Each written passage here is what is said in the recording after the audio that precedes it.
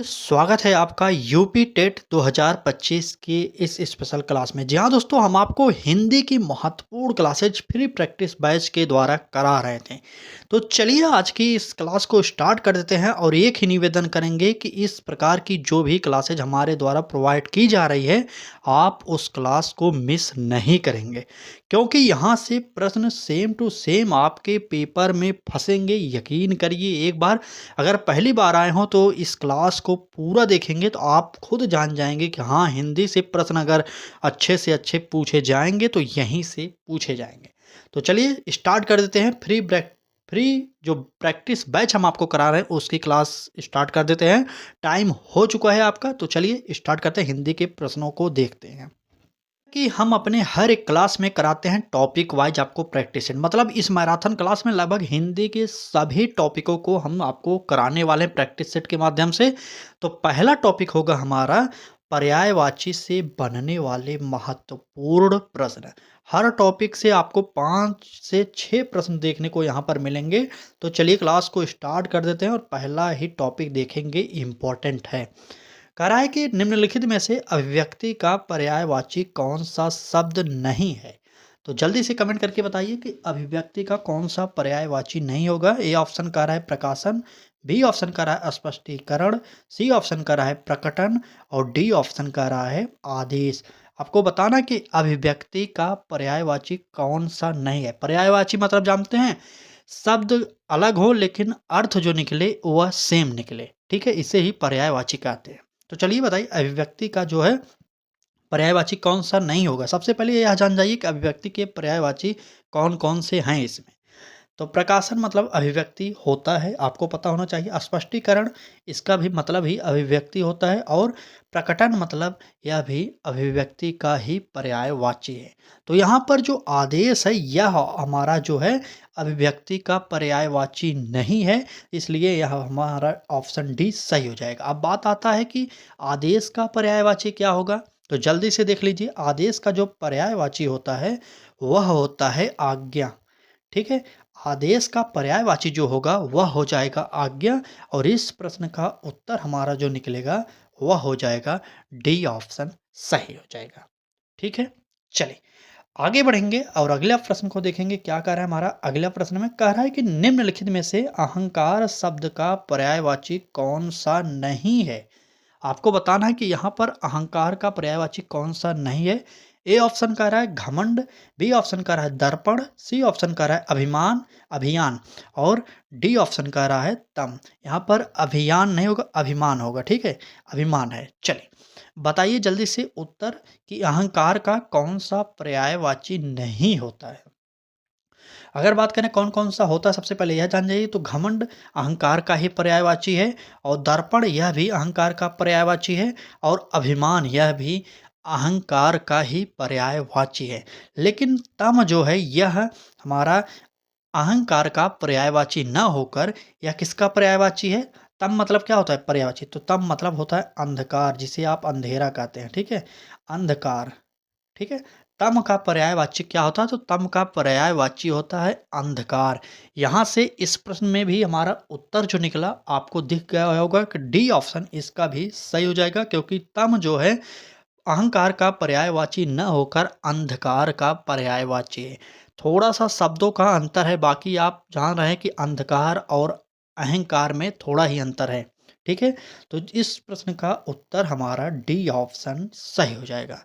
चलिए, क्लास अच्छी लग रही हो तो इस क्लास को एक बार पूरा देख लेंगे, उसके बाद आपको यूपी टेट का जितना भी डर होगा ना सब का सब समाप्त हो जाएगा।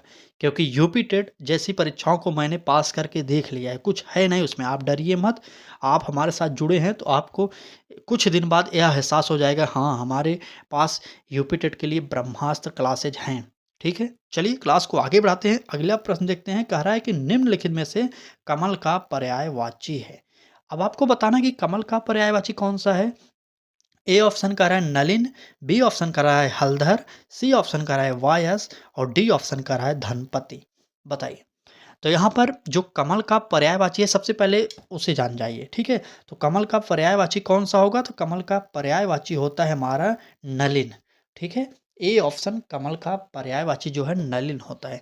अब यहाँ पर हलधर की बात किया गया तो हलधर किसका पर्यायवाची होगा? तो कृषक, जिसे आप किसान कहते हैं, ठीक है? हलधर जो है कृषक का पर्यायवाची हो जाता है। और कौन सा शब्द आया? वायस आया है, तो वायस क्या होगा बताइए? वायस किसका पर्यायवाची? बिल्कुल सही, वायस जो होता है वह होता है कौवा का पर्यायवाची, यह भी आप जान जाइए। और एक शब्द और बच गया, डी ऑप्शन में क्या दिया गया? धनपति। धनपति का पर्यायवाची अगर पूछा जाए किसका होगा तो वह हो जाएगा कुबेर का, ठीक है? धनपति का पर्यायवाची जो होता है वह होता है कुबेर। तो यहाँ पर आपको सारे के सारे ऑप्शनों को ध्यान से याद करना है, क्योंकि यह नहीं है कि पर्यायवाची सेम टू सेम जो हमने प्रश्न में बताया वही आ जाएगा, नहीं। जो हम और ऑप्शनों को बता रहे हैं उसे भी आपको ध्यान देना पड़ेगा, ठीक है? तो यहाँ पर इस प्रश्न का उत्तर हमारा कमल का पर्यायवाची जो निकला नलिन निकला। और इनको भी याद कर लीजिए, हलधर किसका पर्यायवाची है? तो कृषक का।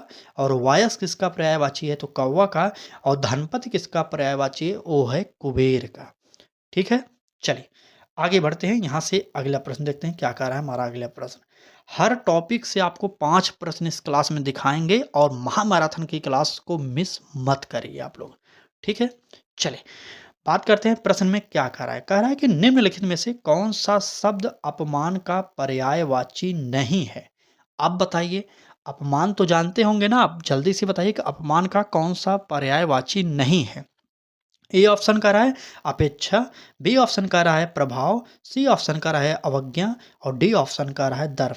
तो यहाँ पर जल्दी से बता दीजिए कि कौन सा है जो अपमान का पर्यायवाची नहीं है। चलिए अगर बात करें सबसे पहले अपमान के पर्यायवाची के बारे में, तो अपेक्षा जो है यह अपमान का पर्यायवाची होता है, ठीक है? और प्रभाव जो है यह भी अपमान का पर्यायवाची होता है। और अवज्ञा जो है यह भी अपमान का ही पर्यायवाची होता है। तो यहाँ पर हमारा ए बी सी जो है अपमान के ही पर्यायवाची हैं। लेकिन यहाँ पर जो दर्प है यह पर्यायवाची अपमान का नहीं है, बल्कि अपमान का ना होकर दर्प जो है अभिमान का पर्यायवाची है, ठीक है? दर्प मतलब अभिमान होता है। तो यहाँ पर जान गए आप लोग कि अपमान का पर्यायवाची दर्प नहीं है, दर्प जो है अभिमान का पर्यायवाची है, ठीक है?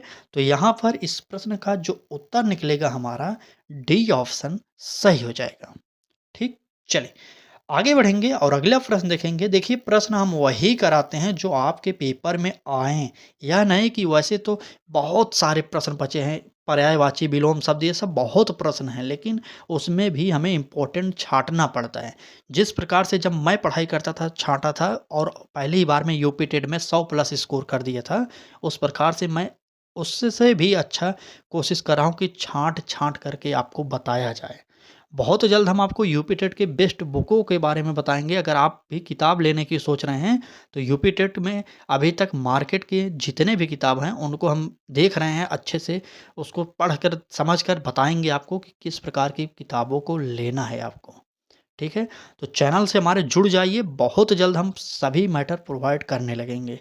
चलिए, आगे बढ़ेंगे। कह रहा है कि निम्नलिखित में से उन्नति का पर्यायवाची कौन-सा है? तो बताइए उन्नति का पर्यायवाची कौन-सा होगा? ए ऑप्शन कह रहा है अभ्युदय, बी ऑप्शन कह रहा है सुरपति और सी ऑप्शन कह रहा है कंदर्प और डी ऑप्शन कह रहा है इनमें से कोई नहीं। चलिए, बताइए उन्नति का पर्यायवाची कौन-सा होगा यहाँ पर? अगर बात करें उन्नति के पर्यायवाची की, तो यहाँ पर उन्नति का जो पर्यायवाची होता है, वह हो जाएगा अभ्युदय। अभ्युदय होता है। अगर बात करें सुरपति किसका पर्यायवाची? जब अभ्युदय तो जान गए कि उन्नति का पर्यायवाची है, तो बताइए सुरपति किसका पर्यायवाची है? चलिए बताइए। बिल्कुल सही, सुरपति जो है वो है पर्यायवाची किसका? तो इंद्र का, ठीक है? इंद्र का पर्यायवाची जो है सुरपति होता है। और बात करें कंदर्प की, यहाँ पर यह किसका पर्यायवाची है? तो यह हो जाएगा कामदेव का, ठीक है? यहाँ से कामदेव के कुछ और, माफ़ी चाहेंगे, कामदेव के कुछ और पर्यायवाची को जानते रहिए। कामदेव का पर्यायवाची मनोज होता है, मनसिज होता है और यहाँ पर कंदर्प लिखा ही है, तो आप जानते रहिए, ठीक है? चलें आगे बढ़ेंगे। यहाँ पर इस प्रश्न का उत्तर हमारा ए ऑप्शन सही हो जाएगा। बाकी आगे बढ़ेंगे। देखिए इस टॉपिक से हमने 5 प्रश्न पढ़ लिए। अब हमारा नेक्स्ट टॉपिक आएगा, वह होगा विलोम शब्द। तो चलिए क्लास को आगे बढ़ाते हैं और विलोम शब्दों से बनने वाले महत्वपूर्ण प्रश्नों को देखेंगे, क्योंकि यहाँ से हर बार 2 से 3 प्रश्न आ ही जाते हैं। ठीक है? चलिए देखते हैं विलोम शब्द का पहला प्रश्न क्या कह रहा है। कह रहा है कि अवनी का विलोम शब्द कौन सा होगा। अवनी का विलोम आपसे पूछा जा रहा है। ए ऑप्शन कह रहा है अंबर, बी ऑप्शन कह रहा है उपकार, सी ऑप्शन कह रहा है उद्यमी और डी ऑप्शन कह रहा है इनमें से कोई नहीं। चलिए जल्दी से बता दीजिए कि अवनी का विलोम शब्द क्या होगा। ठीक है, तो यहाँ पर अवनी का जो विलोम होगा वह हो जाएगा अंबर। अवनी मतलब अंबर, जिसे आप आकाश कहते हैं। अब यहाँ पर उपकार दिया गया है, उपकार का विलोम बताइए, क्योंकि हमें तो पूरा विस्तार से पढ़ना है ना, पूरा एकदम हर एक टॉपिक को कवर करेंगे। ठीक है, और हर एक ऑप्शन को भी देखेंगे, क्योंकि विलोम संधि ये सब ऐसे हैं ना कि हर ऑप्शन को अगर व्याख्या के साथ आपके समक्ष रखा जाएगा तो एक प्रश्न में 4 प्रश्न आपको पता हो जाएंगे। ठीक है, लेकिन जो लोकोक्तियों से प्रश्न बनते हैं, जो मुहावरों से प्रश्न आते हैं, उनको तो जल्दी जल्दी बताना पड़ेगा, क्योंकि वहाँ पर आपको वो टॉपिक खुद पढ़ने पड़ेंगे। ठीक है, तो चलिए उपकार का विलोम अगर पूछा जाए आपसे, तो उपकार का जो विलोम होता है वो होता है अपकार। ठीक है, उपकार का जो विलोम होगा वो हो जाएगा अपकार। अगर बात करें उद्यमी का विलोम क्या होगा, तो उद्यमी का विलोम होता है आलसी। ठीक, उद्यमी का जो विलोम होता है वो होता है आलसी। आप लोग नोट कर लीजिएगा। चलिए यहाँ पर इस प्रश्न का उत्तर हमारा ए ऑप्शन सही हो जाएगा, अंबर। आगे बढ़ेंगे, अगला प्रश्न देखेंगे क्या कह रहा है हमारा अगला प्रश्न। अगले प्रश्न में कहा जा रहा है कि निम्नलिखित में से निषेध का विलोम कौन सा होगा। अब आप बताइए निषेध का विलोम कौन सा होगा। ए ऑप्शन कह रहा है विधि, बी ऑप्शन कह रहा है क्षय, सी ऑप्शन कह रहा है गुण और डी ऑप्शन कह रहा है कपूत। चलिए बताइए कौन सा होगा निषेध का विलोम। अगर बात करें निषेध के विलोम की तो क्या होगा, तो वहाँ पर हो जाएगा विधि। यहाँ पर हमारा इस प्रश्न का उत्तर ए ऑप्शन सही हो जाएगा। चलिए अब यहाँ पर ए ऑप्शन तो जान गए, इस प्रश्न का उत्तर निकल गया। अब बताइए कि क्षय का विलोम क्या होगा। चलिए बताइए क्षय का विलोम क्या होगा, तो उत्तर क्या होगा बताइए। क्षय मतलब अक्षय, क्षय का विलोम जो होता है अक्षय होता है। ठीक है, अक्षय। चलिए और गुण का तो आप तो जानते ही होंगे, गुण का अवगुण होता है। ठीक है, गुण का जो होगा अवगुण होगा, कपूत का जो है वह क्या होगा, सपूत हो जाएगा। ठीक, तो इस प्रकार से जिस भी प्रश्न को पढ़िए उसे अच्छे तरीके से ख़त्म ही कर डालिए।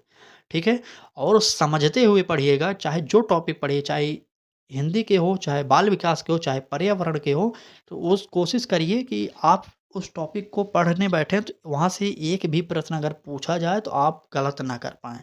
ठीक है, लेकिन निवेदन बस इतना करेंगे कि आप सबसे पहले, अगर अभी तक आपने प्रीवियस ईयर को नहीं देखा तो एक बार देख लीजिए क्वेश्चनों को, सभी सब्जेक्टों को। ठीक है, क्योंकि किसी भी परीक्षा को पास करने का सबसे अचूक मंत्र होता है कि सबसे पहले हम उस जो पेपर देना है हमें, उसके प्रीवियस ईयर के प्रश्नों को अच्छी तरीके से समझना चाहिए कि किस टॉपिक से कितने प्रश्न पूछे जा रहे हैं। ठीक है, तो चलिए आगे बढ़ते हैं और अगला प्रश्न देखते हैं क्या कह रहा है हमारा अगला प्रश्न में। नहीं, नहीं, अगर आप कहेंगे तो हम आपको प्रीवियस ईयर की श्रृंखला प्रोवाइड भी करेंगे, क्योंकि बीच-बीच में हम कुछ क्लासेस प्रीवियस ईयर के लाएँगे, क्योंकि हो सकता हो आपके पास प्रीवियस ईयर क्वेश्चन का बुक हो, लेकिन कई लोग ऐसे हैं यूपी में जिनके पास अतिरिक्त पैसा नहीं होता कि क्वेश्चन प्रीवियस ईयर के खरीद सकें हों। तो उनके लिए हम आपको प्रीवियस ईयर प्रोवाइड करेंगे, टेंशन मत लीजिए। 2011 से 2021 तक के पेपर को हम अपने ही चैनल पर जल्दी-जल्दी प्रोवाइड करने वाले हैं। ठीक है? तो ऐसे जो भी लोग हैं जिनके पास अभी तक प्रीवियस ईयर की बुक नहीं है या वो लेने में असमर्थ हैं, तो चैनल को सब्सक्राइब कर लें और बेल आइकन को ऑन कर लें, क्योंकि हम बहुत जल्द आपके लिए यूपी टेट के प्रीवियस ईयर की श्रृंखला को भी लाएँगे। ठीक है? चलें, बात करेंगे अपने टॉपिक पर आएँगे। कह रहा है कि निम्नलिखित में से गुप्त शब्द का विलोम कौन-सा होगा? अब आप बताइए कि गुप्त का विलोम क्या होगा? आर्द्र होगा, प्रकट होगा या अनुज होगा या अज्ञ होगा? चलिए बताइए, गुप्त का विलोम क्या होने वाला है? जल्दी से कमेंट करके बताते रहिए गुप्त का विलोम। तो गुप्त का जो विलोम होता है वह क्या होता है? वह होता है प्रकट। ठीक है? गुप्त मतलब किसी चीज़ को, मतलब किसी बात को छुपा के रखना, और प्रकट का मतलब होता है किसी बात को बता देना। ठीक है? प्रकट कर देना, सामने रख देना। ठीक है? तो यहाँ पर इस प्रश्न का उत्तर जो निकलेगा हमारा प्रकट सही हो जाएगा। अब बात करें आर्द्र की, क्या होगी विलोम बताइए? आर्द्र शुष्क हो जाएगा, बिल्कुल सही, शुष्क। चलिए नोट करिए। आर्द्र का जो होता है शुष्क होता है। और अनुज का क्या होता है? अनुज का अग्रज हो जाएगा। अनुज मतलब छोटा, अग्रज मतलब बड़ा। ठीक है?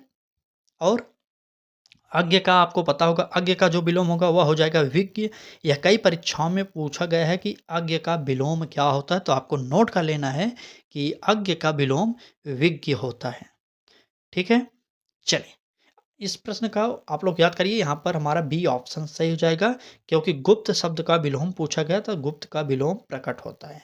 चलिए, आगे बढ़ेंगे, अगला प्रश्न देखने वाले हैं। क्या कह रहा है हमारा अगला प्रश्न? कह रहा है कि निम्नलिखित में से विश्लेषण शब्द का विलोम होगा। विश्लेषण का विलोम क्या होगा? व्याख्या तो होगा नहीं, आपको भी पता होगा। विवेचन तो होगा नहीं, और विभाजित तो होगा नहीं। इस प्रकार से हमारा संश्लेषण हो जाएगा। बिल्कुल सही, जितने भी लोगों ने सी ऑप्शन दिया उनका सही हो जाएगा। ठीक है? चलिए, क्लास अच्छी लग रही हो, अगर आप भी इस प्रकार की तैयारी फ्री में करना चाहते हैं तो आप हमारे फ्री प्रैक्टिस बैच से जुड़ जाइए, क्योंकि हम इसीलिए आपको फ्री प्रैक्टिस बैच प्रोवाइड कर रहे हैं, ताकि आपकी तैयारी में कोई कमी न रह जाए। पैसे की दिक्कत हो या कुछ भी हो, लेकिन आप हमारे साथ जुड़िए, क्योंकि हम यहाँ आपको फ्री में प्रोवाइड कर रहे हैं। ठीक है? अधिक से अधिक किताबों को पढ़िए और अधिक से अधिक प्रैक्टिस सेट को हल करिए। बाकी बैच लेने की टेंशन मत लीजिए कहीं पर। ठीक है? इतना प्रैक्टिस सेट करा देंगे, वहाँ से प्रश्न आना ही आना है। ठीक? बाकी आपकी इच्छा है, हम आपको बाध्य नहीं करेंगे, क्योंकि बैच ले लेंगे ना तो आपको इतना कोचिंग वाले प्रोवाइड कर देंगे ना कि आप पढ़ नहीं पाएँगे। यकीन करिए एक बार हमारा। ठीक है? बाकी किताब आप चाहे जितना लेकर पढ़ लीजिए, किताब में कोई दिक्कत नहीं। किताब तो अगर आप पढ़ेंगे तो किताब सबसे बेस्ट है। ठीक है? क्यों? क्योंकि हम यह जो प्रश्न आपको प्रोवाइड कर रहे हैं, यह भी हम कहीं से ढूँढ कर ही लाते हैं। ऐसा नहीं है कि कोई विद्वान नहीं है कि अपने पास से प्रश्न बनाता है। सभी लोग किताबें पढ़ते हैं, और उसमें से जो भी इम्पोर्टेंट होता है, उन्हें जो इम्पोर्टेंट लगता है, वह छाँट-छाँट के आपके पास लाते हैं। ठीक है? चलिए, बाकी क्लास को आगे बढ़ाएँगे, और प्रश्न में क्या कह रहा है? अर्वाचीन शब्द का विलोम होगा। बताइए अर्वाचीन का विलोम क्या होगा? ए ऑप्शन कह रहा है अधुनातन, बी ऑप्शन कह रहा है प्राचीन, सी ऑप्शन कह रहा है अद्यतन, और डी ऑप्शन कह रहा है सनातन। चलिए, बताइए अर्वाचीन शब्द का विलोम क्या होगा यहाँ पर? अगर बात करें अर्वाचीन का विलोम, तो अर्वाचीन का विलोम होता है प्राचीन। अर्वाचीन का जो विलोम होगा वह हो जाएगा प्राचीन। इस प्रश्न का उत्तर हमारा बी ऑप्शन सही हो जाएगा। ठीक है? चलिए, अब यहाँ से हम स्टार्ट करते हैं। एक महत्वपूर्ण दूसरा टॉपिक होगा, जो वाक्यांशों के लिए एक शब्द पूछा जाता है आपके पेपर में, वह आ जाएगा। ठीक है? और एक बात आप कमेंट करके ज़रूर बताना, क्योंकि हम आपको हिंदी के पूरे सिलेबस को हम एक-एक चैप्टर डेली कराने वाले हैं प्रैक्टिस सेट। क्या आप हमारे साथ जुड़ने के लिए तैयार हैं? पढ़ने के लिए तैयार हैं? बताइएगा ज़रूर, क्योंकि हम आपको वर्णमाला से लेकर संधि, विच्छेद, समास और उपसर्ग, प्रत्यय, जो है अलंकार, मतलब जितने भी आपके यूपी टेट में व्याकरण के सिलेबस दिए गए हैं डेली, जैसे आज हम आपको, मान लीजिए कि आज हम आपको वर्ड पढ़ा रहे हैं, कल हम आपको प्रत्यय पढ़ाएँगे, उपसर्ग पढ़ाएँगे, अलंकार पढ़ाएँगे, समास पढ़ाएँगे, संधि पढ़ाएँगे। डेली एक-एक टॉपिक अगर आपको प्रैक्टिस सेट के माध्यम से प्रोवाइड किया जाए, तो आपको कैसा लगेगा? बताइएगा ज़रूर। ठीक है? चलिए, स्टार्ट करते हैं अगला टॉपिक, वाक्यांशों के लिए एक शब्द। यहाँ से क्लास की स्पीड थोड़ी-सी तेज़ कर देंगे, क्योंकि यह ऐसा है कि यहाँ पर कुछ बताने वाली बात नहीं है। ठीक है? चलिए, प्रश्न है हमारा, जिसमें जानने की इच्छा हो के लिए एक शब्द होगा। क्या होगा? जितेंद्रीय होगा, अजय होगा, जलचर होगा, या जिज्ञासु होगा। जानने की इच्छा को क्या कहते हैं, आप बताइए? बताइए, जानने की इच्छा को क्या कहेंगे? तो इसमें तो साफ़ ही है। देखिए, जितेंद्रिय क अगर बात करें, जितेंद्रिय किसे कहते हैं? तो इंद्रियों को अपने बस में करने वालों को हम जितेंद्रिय कहते हैं। या सुन लीजिए, अजय किसे कहते हैं? जो कभी तक आज तक हारा ना हो, उसे अजय कहते हैं। किसी भी युद्ध में हारा ना हो, उसे अजय कहते हैं। अगर बात करें जलचर किसे कहते हैं? तो जल में निवास करने वाले जीवों को हम जलचर कहते हैं। और इस प्रश्न का उत्तर जो निकलेगा हमारा, जिज्ञासु निकलेगा। ठीक है? जिसमें जानने की इच्छा होती है उसे हम जिज्ञासु ही कहते हैं ना, यहाँ पर हमारा डी ऑप्शन सही हो जाएगा। चलिए, आगे बढ़ेंगे, अगला प्रश्न देखेंगे क्या कह रहा है हमारा अगला प्रश्न। कह रहा है कि जिसकी आशा ना की गई हो उसे कहा जाता है। क्या कहते हैं जिसकी आशा ना की गई हो? क्या निराशा कहेंगे, अप्रत्याशित कहेंगे, अपेक्षा कहेंगे या संभव कहेंगे? आप लोग जल्दी से बताइए। चलिए, जिसकी आशा ना की गई उसे हम क्या कहेंगे? तो उसे हम क्या कहते हैं? अप्रत्याशित कहते हैं। ठीक है? अप्रत्याशित कहेंगे, निराशा नहीं कहेंगे। जितने लोग निराशा बोल रहे हैं वो गलत हो जाएगा। यहाँ पर हमारा उत्तर जो निकलेगा बी ऑप्शन सही हो जाएगा। ठीक है? B option.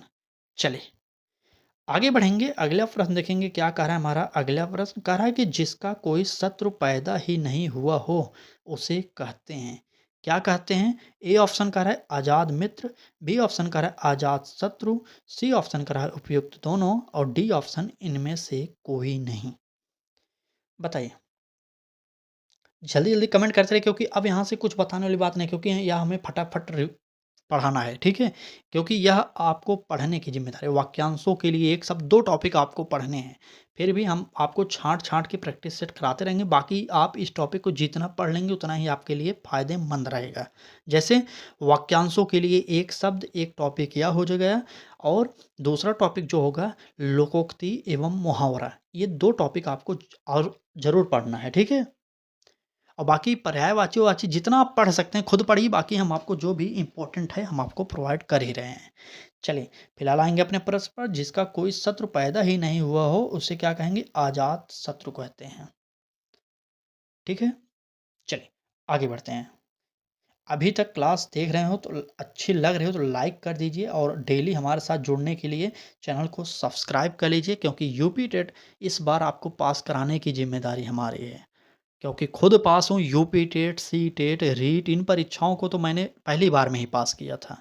तो आपको भी करा ही सकते हैं। आप एक बार विश्वास करिए, क्लासेस देखिए पहले। अगर आप आपको अच्छी लगें, आपको लगता हो कि हाँ, यह आपके लिए लाभकारी हैं, तब आप हमारे साथ जुड़ जाइए।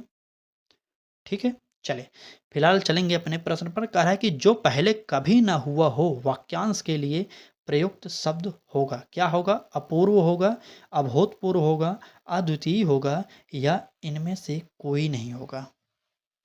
चलिए, जल्दी से कमेंट करिए और उत्तर बता दीजिए कौन सा होगा। जो पहले कभी ना हुआ हो उसे क्या कहेंगे? तो उसे कहते हैं अभूतपूर्व। ठीक है? जो पहले कभी नहीं हुआ उसे अभूतपूर्व कहते हैं। यहाँ पर हमारा बी ऑप्शन सही हो जाएगा। आगे बढ़ेंगे, अगला प्रश्न देखेंगे क्या कह रहा है। जिसमें धैर्य ना हो। अब बताइए, जिसमें धैर्य ना हो उसे हम क्या कहेंगे? आपको तो पता होगा ना, बताइए। चलिए, जिसमें धैर्य ना हो उसे आधार कहेंगे, धरातल कहेंगे, अधीर कहेंगे या धीरता कहेंगे? आप लोग बताइए जल्दी से। चलिए, बताते रहिए। जिसमें धैर्य ना हो अगर बात करें उसे क्या कहेंगे? तो उसे कहेंगे क्या? अधीर। बिल्कुल सही। जितने भी लोगों ने सी ऑप्शन बताया उनका बिल्कुल सही हो जाएगा, क्योंकि जिसमें धैर्य नहीं होता उसे हम अधीर ही कहते हैं। तो इस प्रश्न का उत्तर हमारा सी ऑप्शन सही हो जाएगा। ठीक? चलिए, आगे बढ़ते हैं। अब यहाँ से देखिए, हर टॉपिक से मैंने वादा किया था कि हर टॉपिक से आपको डेली इस प्रकार की क्लासें मिलेंगी कि हर टॉपिक से 5 प्रश्न प्रोवाइड किए जाएँगे। अगर आपको स्पेशली एक ही टॉपिक डेली पढ़ना है तो उसके लिए आप कमेंट करिए, हम आपको एक टॉपिक पर पढ़ाएँगे यार। जिस प्रकार से आप पढ़ना चाहेंगे उस प्रकार से पढ़ाएँगे। ठीक है? तो चलिए यहाँ से स्टार्ट कर देते हैं एक नए टॉपिक को, जिसका नाम है मुहावरे एवं लोकोक्तियों से बनने वाले महत्वपूर्ण प्रश्न। चलें, अब यहाँ पर पहला ही प्रश्न आ गया, गाँठ का पूरा मुहावरे का अर्थ क्या होगा? आप बताइए। क्या होगा? ईमानदार होगा, दुकानदार होगा, लापरवाह होगा या मालदार होगा? बताइए। गाँठ का पूरा इसका मतलब क्या होता है? तो गाँठ का पूरा का मतलब हो जाएगा मालदार। ठीक है? डी ऑप्शन यहाँ पर हमारा सही हो जाएगा। गाँठ का पूरा मतलब मालदार। ठीक? चलिए, आगे बढ़ते हैं। यहाँ से क्लास की स्पीड जितनी भी हो, अच्छी लग रही हो तो लाइक, शेयर, सब्सक्राइब ठोकते रहिए। ठीक है? चलिए, आगे बढ़ते हैं। आँख का अंधा नाम नयन सुख, लोकोक्ति का क्या अर्थ है? ये तो सरल प्रश्न है, आपको पता है तो जल्दी से बता दीजिए। मेरे ऑप्शन पढ़ने से पहले आप उत्तर बता दीजिए। चलिए, आँख का अंधा नाम नयन सुख, यह एक लोकोक्ति है। सबसे पहले यह जानते रहिए कि यह मुहावरा नहीं, यह एक लोकोक्ति है। ठीक है? चलिए, अब बताइए गुण के विरुद्ध नाम का होना हो सही होगा या आँख की रोशनी जाना सही होगा या नामकरण करना सही होगा या संतुष्ट होना यह सही होगा? चलिए, जल्दी बताइए कौन-सा उत्तर हमारा सही होगा? आँख का अंधा नाम नयन सुख। बताइए नाम नयन सुख। चलिए बिल्कुल सही। तो यहाँ पर उत्तर क्या निकला हमारा? ए ऑप्शन, क्योंकि यहाँ पर ही यही सही हो जाएगा क्योंकि गुण के विरुद्ध का नाम का होना ही आँख का अंधा और नाम नयन सुख। आप कहावत में ही देख लीजिए ना, जो व्यक्ति आँख का अंधा है वह नयन सुख कैसे ले सकता है? सही है ना? तो जो व्यक्ति आँख से अंधा है वह नयन सुख तो लेगा नहीं। इस प्रकार से गुण के विरुद्ध नाम का होना यही हमारा अर्थ हो जाएगा इसका। इस प्रकार से ए ऑप्शन इसका सही हो जाएगा। ठीक है? चलें आगे? चलिए, आगे बढ़ते हैं, अगला प्रश्न देखते हैं क्या कह रहा है हमारा अगला प्रश्न। अगले प्रश्न में कहा जा रहा है एक मुँह दो बात मुहावरे का अर्थ है। अब बताइए, एक मुँह दो बात पहली बार सुन रहे हैं क्या? बताइए जल्दी से क्या अर्थ होगा? ए ऑप्शन कह रहा है अत्यधिक बात करना, बी ऑप्शन कह रहा है बहुत कम बोलना, सी ऑप्शन कह रहा है अपनी बात से पलट जाना और डी ऑप्शन बात करना।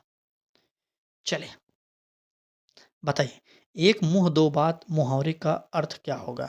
तो बिल्कुल सही, अपनी बात से पलट जाना इसे ही कहते हैं, क्योंकि आप लोग भी हैं आम बोलचाल की भाषा में कभी-काल अपने मित्रों को ऐसे कह देते हैं कि एक मुँह दो बात आप करते हो यार, ठीक है?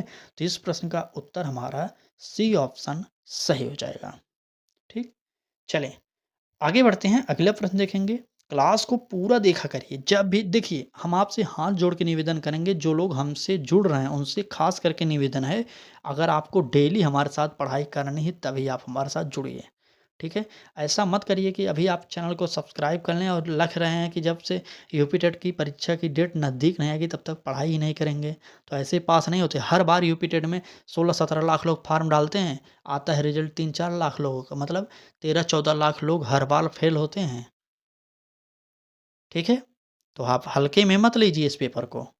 बाकी आपकी इच्छा है, आप स्वतंत्र हैं, आपको पढ़ना है तो पढ़िए हमारे साथ जुड़कर, नहीं पढ़ना तो आप हमारे साथ जुड़िए ही मत। साफ बोलते हैं, ठीक है? बाकी आपको अगर मेरी बात को बुरा लग रही हो तो आपसे माफ़ी भी चाहते हैं हम, ठीक है? चलिए फिलहाल क्लास को आगे बढ़ाते हैं। क्या कह रहा है? अंधे के हाथ बटेर लगना, लोकोक्ति का अर्थ क्या होगा? अब बताइए। चलें, अंधे के हाथ बटेर लगना इसका लोकोक्ति जो है यह क्या हो जाएगा? ए ऑप्शन कह रहा है घोर अंधकार में कोई चीज़ मिल जाना, बी ऑप्शन कह रहा है जुए के खेल में जीत जाना, सी ऑप्शन कह रहा है अपात्र को सफलता या सम्मान मिल जाना और डी ऑप्शन कह रहा है रास्ते में पड़ी बहुमूल्य वस्तु का मिल जाना। चलिए, जल्दी से बता दीजिए। बिल्कुल सही। अगर बात करें अंधे के हाथ बटेर लगना, इसका मतलब होता है रास्ते में पड़ी बहुमूल्य चीज़ नहीं, यह नहीं होगा। वह हो जाएगा अपात्र को सफलता या सम्मान मिल जाना। जब कोई व्यक्ति पात्र नहीं होता, उसे सफलता मिल जाती है तो वह ज़्यादा ही इतराने लगता है। ठीक है? इसीलिए कहा जाता है अंधे के हाथ बटेर लगना क्या हो जाएगा? अपात्र को सफलता या सम्मान मिल जाना। चलें, अगला प्रश्न देखते हैं क्या कह रहा है अगला प्रश्न हमारा? कह रहा है कि अंधे को दीपक दिखाना मुहावरे का सही अर्थ होगा। अब बताइए, अभी हमने पढ़ा ऊपर कि अंधे के हाथ बटेर लग जाना। अब यहाँ पर आ गया लोकोक्ति मुहावरा कि अंधे को दीपक दिखाना, इसका अर्थ क्या होगा? ए ऑप्शन कह रहा है अंधे का रास्ता रोशन करना, बी ऑप्शन कह रहा है ना समझ को उपदेश देना, सी ऑप्शन कह रहा है ना समझ को रोशनी देना और डी ऑप्शन कह रहा है अंधे की सहायता करना। चले, बताइए कौन-सा उत्तर हमारा यहाँ पर सही होगा? कमेंट करते रहिए आप लोग, कमेंट जल्दी-जल्दी करते रहिए क्योंकि यह प्रश्न इम्पोर्टेंट है। आपको मैं पहले ही बता देना चाहता हूँ। चलिए देखते हैं कितने प्रश्न हैं। चलिए, बिल्कुल सही, अभी प्रश्नों की संख्या है, अच्छी 3-4 प्रश्न हैं। चलिए, बताइए अंधे को दीपक दिखाना इसका अर्थ क्या होने वाला है? तो मतलब इसका अर्थ हो जाएगा क्या? ना समझ को उपदेश देना।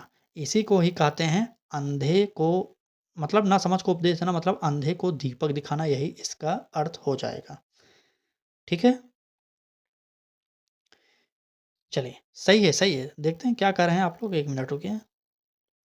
आप अंधे के हाथ बटेर लगना, बिल्कुल सही है, सब सही है एकदम। चलिए, आगे बढ़ते हैं, अगला प्रश्न देखेंगे यहाँ पर अंधे के हाथ बटे लगना, अपात्र को सी ऑप्शन, यह सही ऑप्शन था सी। चलिए ये हो गया। अगले प्रश्न देखेंगे। यह क्या कह रहा है? कह रहा है कि तलवार की धार पर चलना का शाब्दिक अर्थ होगा। क्या होगा? ए ऑप्शन कह रहा है नुकीला होना, बी ऑप्शन कह रहा है पराजित कर देना, सी ऑप्शन कह रहा है ईर्ष्या करना और डी ऑप्शन कह रहा है कठिन कार्य करना। चलिए, तलवार की धार पर चलना अगर बात करें इसका शाब्दिक अर्थ वह हो जाएगा कठिन कार्य करना। हमारा डी ऑप्शन इसमें भी सही हो जाएगा। ठीक है? चलिए, आज की इस क्लास का आखिरी प्रश्न पढ़ने जा रहे हैं, देखते हैं क्या उत्तर देते हैं आप लोग। कह रहा है कि अंडे का शहजादा का अर्थ है। अंडे का शहजादा आपने सुना होगा तो उत्तर बता दीजिए। ए ऑप्शन कह रहा है कमजोर व्यक्ति, बी ऑप्शन कह रहा है चालाक व्यक्ति, सी ऑप्शन कह रहा है अनुभवी व्यक्ति और डी ऑप्शन कह रहा है अनुभवहीन व्यक्ति। चलिए, अंडे का शहजादा बिल्कुल सही, अनुभवहीन व्यक्ति को ही अंडे का शहजादा कहा जाता है। यहाँ पर इस प्रश्न का उत्तर हमारा डी ऑप्शन सही हो जाएगा। ठीक है? चलिए, आज की क्लास में बस इतने ही प्रश्न थे। बाकी क्लास कैसी लगी ये कमेंट करके आप ज़रूर बताइएगा। चैनल पर पहली बार आए हैं तो सब्सक्राइब कर लीजिए और बेल आइकन को भी ऑन करिए, क्योंकि यहाँ पर ही आपको फ्री जो आपको फ्री में पढ़ना है ना, फ्री प्रैक्टिस बैच यहाँ पर उपलब्ध कराया गया, जो कि यूपी टेट के लिए इस बार रामबाण होगा यह क्लास। ठीक है? चलिए, आज की क्लास अच्छी लगी तो लाइक शेयर और सब्सक्राइब कर दीजिएगा। बाकी तैयार रहिए, कल फिर मिलेंगे। तब तक के लिए धन्यवाद।